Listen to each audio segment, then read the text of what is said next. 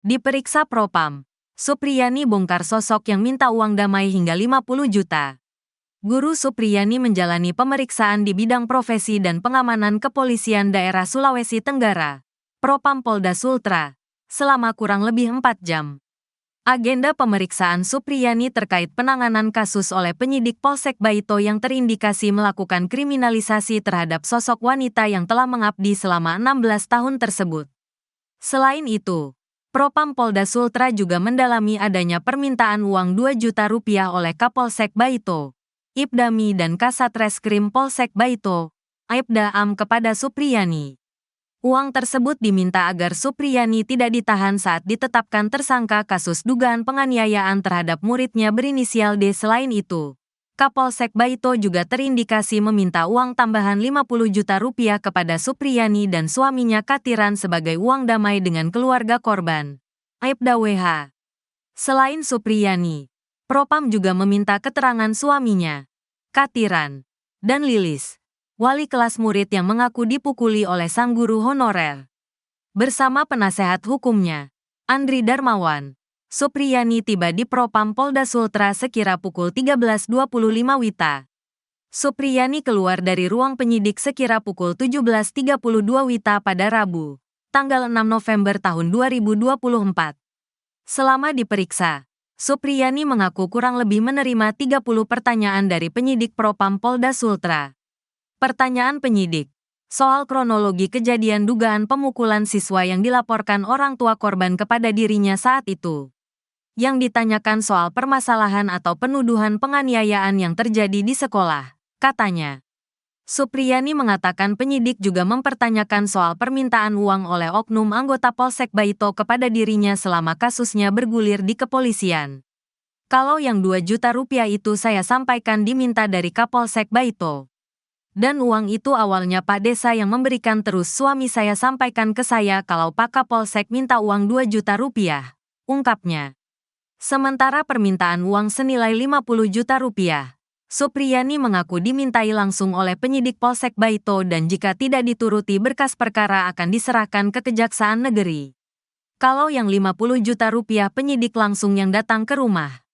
Menginformasikan kepada saya dan suami saya bahwa masalah ini tidak bisa atur damai dan penyidik akan melanjutkan pemberkasan ke jaksa. Kalau dikasih 50 juta rupiah masalah selesai, jelas Supriyani. Supriyani hadirkan ahli forensik demi buktikan luka anak Aibda WH. Lanjutan sidang kasus guru Supriyani kembali berlangsung di Pengadilan Negeri atau PN Andulo, Konawe Selatan, Konsel, Sulawesi Tenggara, Sultra. Sidang lanjutan pada Kamis, tanggal 7 November tahun 2024, tersebut menghadirkan saksi dokter forensik dari Rumah Sakit atau RS Bayangkara Kendari, Dr. Raja Alfat Widya Iswara MH SPVM MHPE, serta terdakwa. Saksi tersebut dihadirkan tim kuasa hukum guru Supriyani yang kini didakwa atas tuduhan aniaya murid sekolah dasar, SD, di Kecamatan Baito, Kabupaten Konsel, Provinsi Sultra. Terduga korban merupakan anak Aibda WH yang menjabat Kanit Reskrim Kepolisian Sektor atau Polsek Baito, dan istri FN. Berdasarkan pantauan tribunnews.sultra.com, sidang lanjutan dengan agenda pemeriksaan saksi-saksi tersebut sementara berlangsung. Setelah dokter forensik memberikan kesaksiannya, terdakwa guru Supriyani juga menjalani pemeriksaan dalam persidangan. Kuasa hukum guru Supriyani, Andri Darmawan, belum lama ini, mengatakan pihaknya akan menghadirkan dokter forensik yang akan menyimpulkan luka korban. Karena kami menduga luka ini disebabkan penyebab lain, katanya. Kesaksian dokter forensik di sidang Supriyani sebut luka korban bukan karena sapu. Ini dua alasannya. Akhirnya dokter forensik membongkar fakta soal penyebab luka di tubuh anak polisi yang mengaku dianiaya guru Supriyani. Dokter forensik bernama Dr. Raja Alfat Widya Iswara itu mengurai penjelasan soal asal-usul luka yang mirip seperti di tubuh korban kasus guru Supriyani tersebut. Untuk diketahui, Dr. Raja Alfat Widya Iswara dihadirkan sebagai saksi ahli di persidangan kasus guru honorer Supriyani yang dituding menganiaya anak polisi Aibda Wibowo Hashim berinisial D. 6. Hadir di Pengadilan Negeri Andulo Kabupaten Konawe Selatan, Sulawesi Tenggara hari ini, Kamis, tanggal 7 November tahun 2024. Dr. Raja mengungkap soal perbedaan luka memar dan luka lecet. Luka memar dan luka lecet ternyata punya karakteristik yang berbeda saat muncul di tubuh manusia. Penjelasan tersebut diurai Dr. Raja saat diminta menganalisa luka di tubuh korban yakni D yang disebut mengalami luka-luka akibat dipukul oleh guru Supriyani pakai sapu.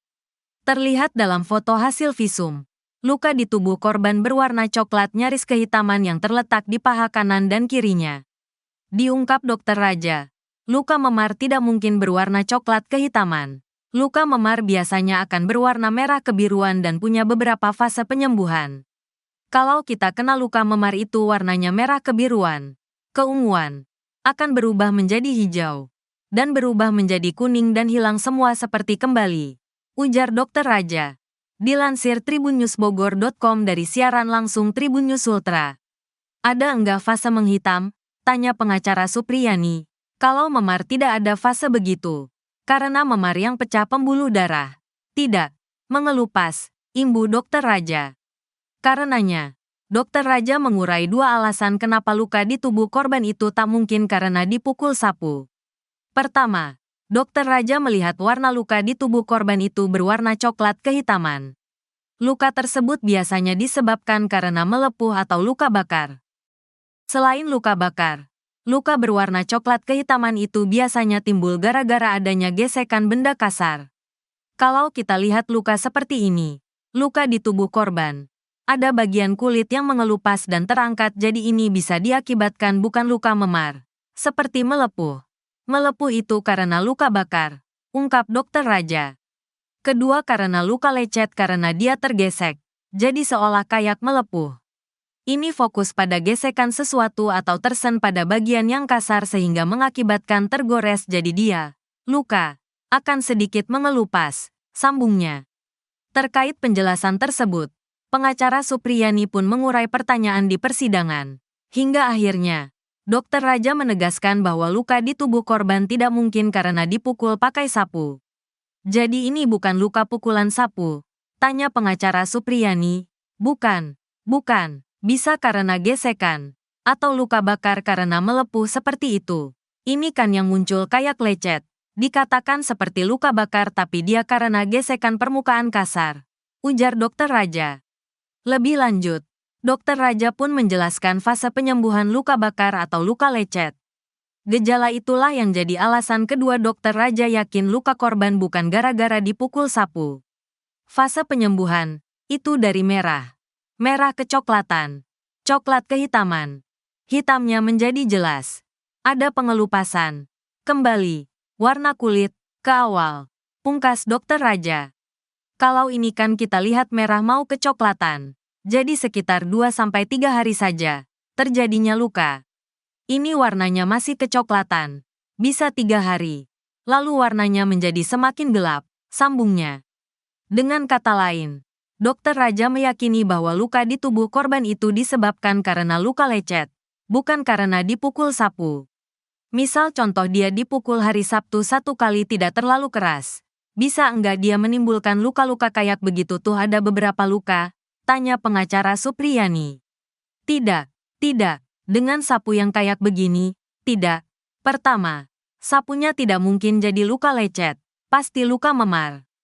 Kedua, ini, foto luka korban. Luka lecet. Kalau luka lecet berarti rusaknya luar biasa lagi. Kalau memar hanya pecah pembuluh darah. Luka lecet itu terjadi pengrusakan. Kulit arinya mengelupas, kata Dr. Raja.